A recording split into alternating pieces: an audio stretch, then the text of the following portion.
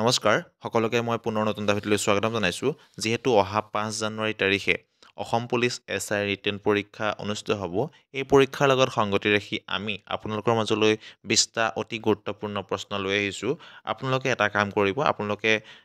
বহি আৰু পেন লৈ ল'ব যাতে আপোনালোকে কেইটা কুৱেশ্যন এটেম্প কৰি কেইটা কুৱেশ্যন উত্তৰ দিব পাৰিছে সেইটো লিখি যাব যাতে নিজক পৰীক্ষা কৰিব পাৰে আৰু যিখিনি বস্তু আপোনালোকে লেপছ হৈ আছে সেইখিনি যাতে এই 2 দিনৰ ভিতৰত আপোনালোকে কভাৰ কৰিব পাৰে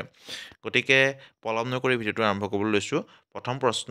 বুদ্ধদেৱে ক'ত পৰিনিৰ্বাণ কৰে প্ৰথম প্ৰশ্নটোৰ উত্তৰ হৈছে কুশীনগৰ বুদ্ধদেৱে ক'ত পৰিনিৰ্বাণ কৰে কুশীনগৰত পৰিনিৰ্বাণ কৰে দ্বিতীয় প্ৰশ্ন RBIৰ প্ৰতীক চিহ্নটো কি RBIৰ প্ৰতীক চিহ্নটো কি RBIৰ প্ৰতীক চিহ্নটো হৈছে শুদ্ধ উত্তৰটো হৈছে বাঘ RBIৰ প্ৰতীক চিহ্নটো কি বাঘ তাৰপিছত পলাশী যুদ্ধ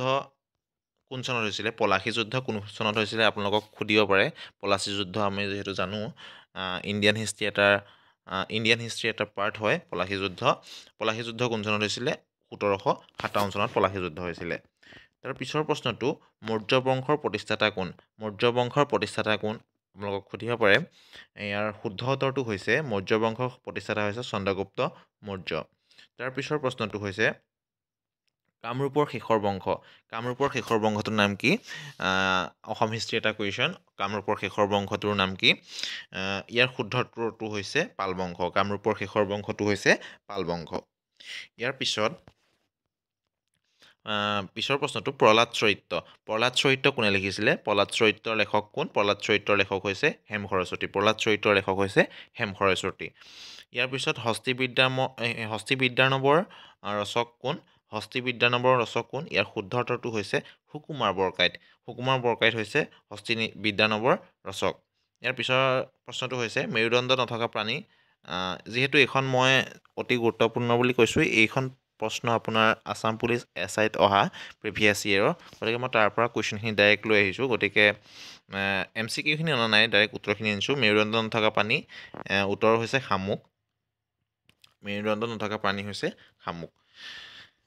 ইয়াৰ পাছত সত্যমেৱ জয়তে ক'ৰ পৰা লোৱা হৈছে সত্যমেৱ জয়তে যোনটো বাক্য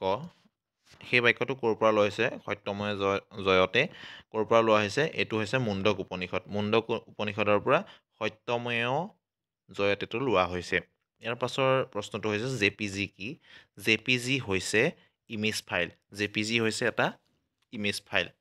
ইয়াৰ পিছৰ প্ৰশ্নটো হৈছে ভাৰতৰ প্ৰথম সবাক ছবি হৈছে কি ইয়াৰ শুদ্ধ উত্তৰটো হৈছে আলমাৰা হৈছে ভাৰতৰ প্ৰথম সবাক ছবি ইয়াৰ পিছৰ প্ৰশ্নটো হৈছে 2022 19 বৰ্ষৰ অনুৰ্ধৰ বিশ্বকাপ ফাইনেলত ভাৰতৰ বিপক্ষে কোনে খেলিছিল ইয়াৰ শুদ্ধ উত্তৰ হৈছে ইংলেণ্ডে খেলিছিলে ইয়াৰ পাছৰ প্ৰশ্নটো হৈছে পূবৰ স্কটলেণ্ড বুলি কাক কোৱা হয় পূবৰ স্কটলেণ্ড বুলি কোৱা হয় শ্বিলঙক পূবৰ স্কটলেণ্ড বুলি কোৱা হয় ইয়াৰ পিছত হৈছে গ্ৰামেটিকেল নোটছ অন আছামিজ লেংগুৱেজৰ লেখক কোন ইয়াৰ শুদ্ধ উত্তৰটো হৈছে নাথান ব্ৰাউন ইয়াৰ পাছৰ প্ৰশ্নটো হৈছে আছামিজ ইটছ ফৰ্মেশ্যন এণ্ড ডেভেলপমেণ্টৰ লেখক কোন ইয়াৰ শুদ্ধ উত্তৰটো হৈছে বাণীকান্ত কাকতি হৈছে আছামিজ ইটছ ফৰ্মেশ্যন এণ্ড ডেভেলপমেণ্টৰ ৰচক বা লেখক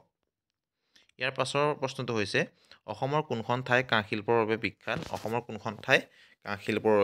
ইয়াৰ শুদ্ধ উত্তৰটো হৈছে সৰ্থেবাৰী হৈছে অসমৰ কাঁহ শিল্পৰ বাবে বিখ্যাত এখন ঠাই ইয়াৰ পাছৰ প্ৰশ্নটো হৈছে দাণ্ডি যাত্ৰাত অসমৰ কোনে অংশগ্ৰহণ কৰিছিলে ইয়াৰ শুদ্ধ উত্তৰটো হ'ব লীলাধৰ বৰুৱাই অসমৰ পৰা গান্ধীজীয়ে যি দাণ্ডি যাত্ৰা আৰম্ভ কৰিছিলে তাত অংশগ্ৰহণ কৰিছিলে ইয়াৰ পাছৰ প্ৰশ্নটো হৈছে ঘূৰণীয়া মেজমেলত অসমৰ কোনে অংশগ্ৰহণ কৰিছিলে ইয়াৰ শুদ্ধ উত্তৰটো হৈছে চন্দ্ৰধৰ বৰুৱাই ঘূৰণীয়া মেজমেলত অসমৰ পৰা অংশগ্ৰহণ কৰিছিল ইয়াৰ পিছৰ প্ৰশ্নটো হৈছে নামঘোষাত কেইটা ঘোষা আছে ইয়াৰ শুদ্ধ উত্তৰটো হৈছে 1000টা নামঘোষাত 1000টা ঘোষা আছে গতিকে এইখিনি আছিলে অতি গুৰুত্বপূৰ্ণ প্ৰশ্ন আপোনালোকে কেইটা পাৰিলে আপোনালোকে কমেণ্ট বক্সত জনাব যদি ভিডিঅ'টো নতুনকৈ চাইছে তেনেহ'লে লাইক কৰিব কমেণ্ট কৰিব আৰু ছাবস্ক্ৰাইব কৰিব ধন্যবাদ